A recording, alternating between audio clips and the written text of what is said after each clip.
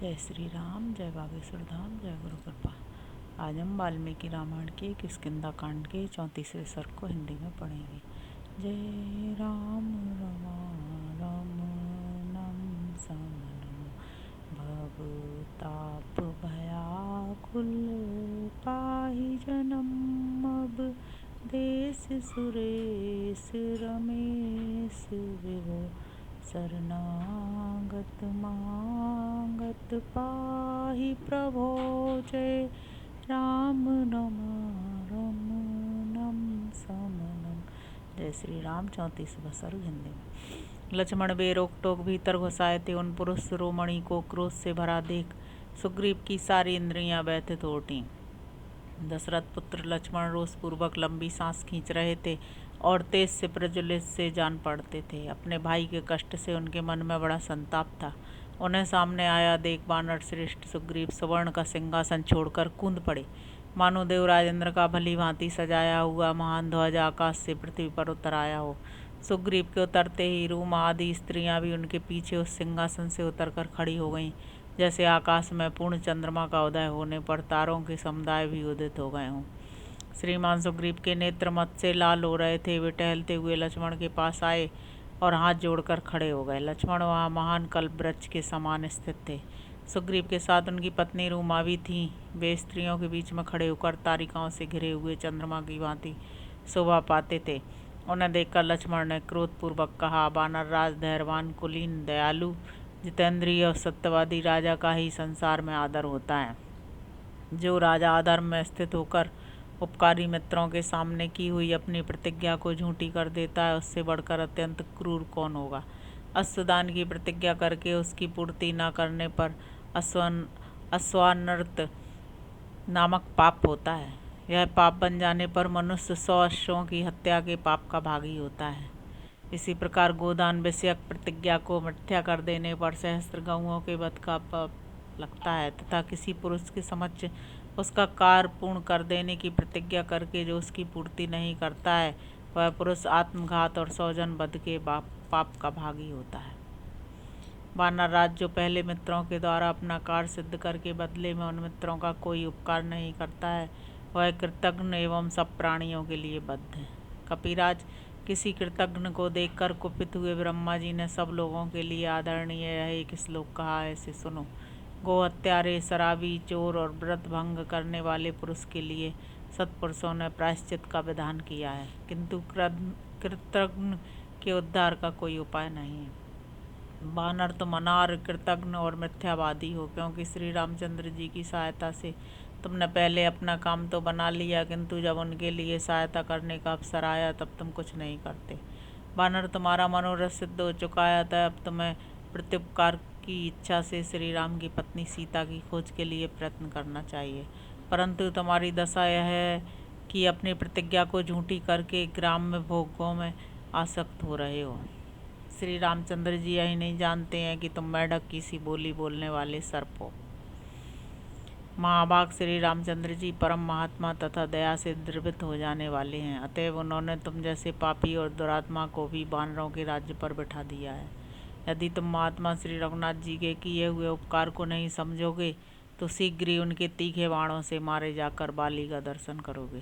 सुग्रीव, बाली मारा गया है, मारा जाकर जिस रास्ते से गया है वह आज भी बंद नहीं हुआ है, इसलिए तुम अपनी प्रतिज्ञा पर डटे रहो, बाली के मार्ग का अनुसरण न करो।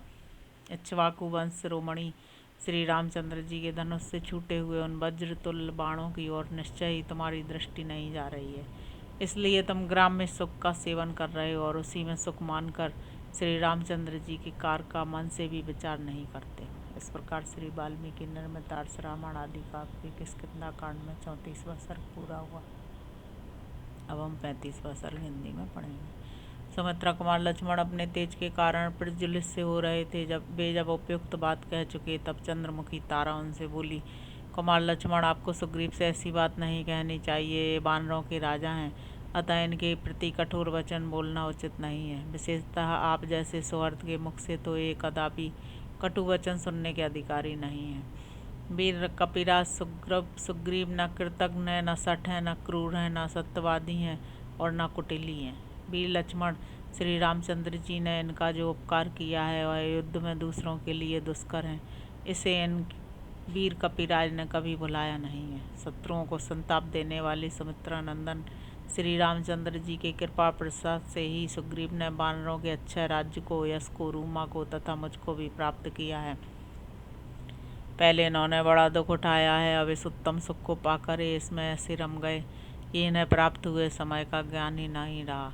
ठीक उसी तरह जैसे विश्वामित्र मुनि को मेनका में आसक्त हो जाने के कारण समय की सुध बुध नहीं रह गई थी। लक्ष्मण कहते हैं धर्मात्मा महामुनि विश्वामित्र ने घृताची नामक अप्सरा में आसक्त होने के कारण 10 वर्ष के समय को एक दिन ही माना था। काल का ज्ञान रखने वालों में श्रेष्ठ महातेजस्वी विश्वामित्र को भी जब भोगासक्त होने पर काल का ज्ञान नहीं रह गया, तब फिर दूसरे साधारण प्राणी को कैसे रह सकता है।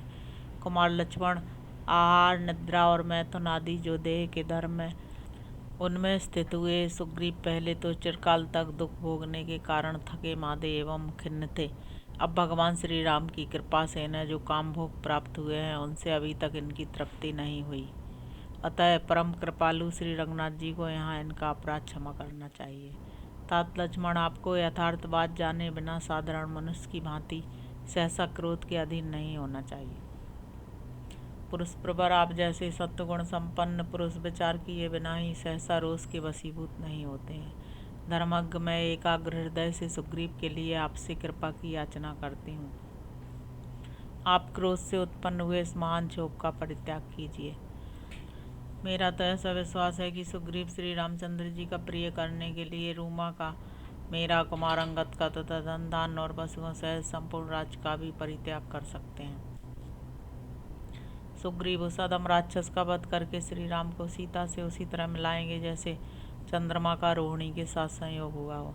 कहते हैं लंका में 100,000 करोड़ 36 अयुत 36,000 और 3600 राक्षस रहते हैं। वे सबके सब राक्षस इच्छानुसार रूप धारण करने वाले तथा दुर्जय हैं। उन सबका संहार किए बिना रावण का, जिसने मिथिलेश कुमारी सीता का अपहरण किया है, वध नहीं हो सकता। लक्ष्मण, किसी की सहायता लिए बिना अकेले किसी वीर के द्वारा न तो उन राक्षसों का संग्राम में वध किया जा सकता है और न क्रूरकर्मा रावण का ही, इसलिए सुग्रीव से सहायता लेने की विशेष आवश्यकता है। वानरराज वाली लंका के राक्षसों की संख्या से परिचित थे। वानरराज वाली लंका के राक्षसों की संख्या से परिचित थे। उन्होंने मुझे उनकी इस तरह गणना बताई थी। रावण ने इतनी सेना का संग्रह कैसे किया यह तो मुझे नहीं मालूम है, किंतु इस संख्या को मैंने उनके मुंह से सुना था, वह इस समय मैं आपको बता रही हूँ। आपकी सहायता के लिए सुग्रीव ने बहुतेरे श्रेष्ठ वानरों को युद्ध के निमित्त असंख्य वानर वीरों की सेना एकत्र करने के लिए भेज रखा है। वानरराज सुग्रीव उन महाबली और पराक्रमी वीरों के आने की प्रतीक्षा कर रहे हैं। अतः भगवान श्री राम का कार्य सिद्ध करने के लिए अभी नगर से बाहर नहीं निकल सके। सुमित्रानंदन सुग्रीव ने उन सबके एकत्र होने के लिए पहले से ही जो अविधि निश्चित कर रखी है, उसके अनुसार उन समस्त महाबली वानरों को आज ही यहाँ उपस्थित हो जाना चाहिए। शत्रुदमन लक्ष्मण, आज आपकी सेवा में कोटि सहस्त्र रीछ, 100 करोड़ लंगूर तथा और भी बढ़े हुए तेज वाले कई करोड़ वानर उपस्थित होंगे, इसलिए आप क्रोध को त्याग दीजिए। आपका मुख क्रोध से तमतमा उठा है और आंखें रोष से लाल हो गई हैं। यह सब देखकर हम वानर राज की स्त्रियों को शांति नहीं मिल रही है। हम सबको प्रथम भय के समान ही किसी अनिष्ट की आशंका हो रही है। इस प्रकार श्री वाल्मीकि निर्मित आर्ष रामायण आदि काव्य के किष्किंधा कांड में 35वां सर्ग पूरा हुआ। जय श्री राम, जय बागेश्वर धाम, जय गुरु।